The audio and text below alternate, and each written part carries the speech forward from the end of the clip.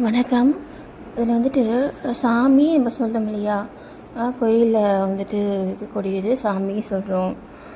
அப்புறம் கோயிலில் இருக்கக்கூடிய அந்த பிராமணர்ஸ்க்கு பூஜை பண்ணுறாங்க இல்லையா, அந்த ஐயர்களுக்கு நம்ம சாமின்னு சொல்கிறோம். இப்போது இந்த உண்மையாலுமே இந்த சாமிங்கிற வேர்டுடைய மீனிங் வந்துட்டு என்ன அப்படிங்கிறத நம்ம பார்க்குறோம். பாருங்கள், அப்போ சொல்கிறேன் பாருங்கள். சாமி அப்படின்னா சாமி அப்படின்னு சொல்லிட்டு பார்த்தீங்கன்னா சில ஆர்டிகல்ஸில் வந்துட்டு என்ன சொல்கிறாங்கன்னா, இது வந்து ஒரு சமஸ்கிருத வார்த்தைன்னு சொல்கிறாங்க. சில இதில் வந்துட்டு என்ன சொல்கிறாங்கன்னா, இது வந்துட்டு ஒரு தமிழ் சொல்லுன்னு சொல்கிறாங்க. சரிங்களா?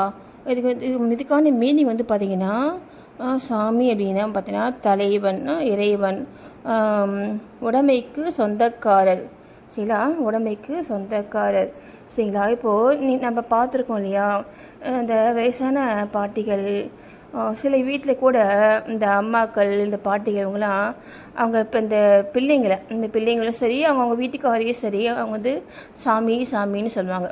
இல்லை சாமி அப்படி சொல்லுவாங்க இல்லையா, நம்ம கேட்டிருக்கோம்ல. அது மாதிரி அது வந்து என்னென்னா, அதுதான் வந்து உண்மை.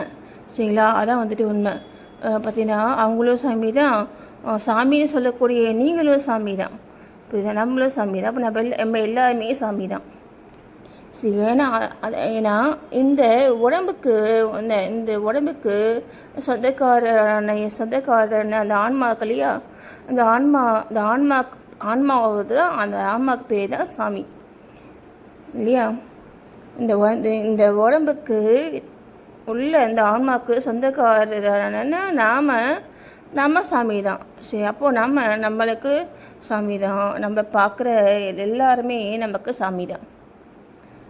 சரிங்களா? அதனால் சாமிங்கிற வார்த்தையை நம்ம எல்லாக்கிட்டையுமே நம்ம பயன்படுத்தணும். அப்படின்னா அவங்களுக்கும் நல்லது, நமக்கும் நல்லது.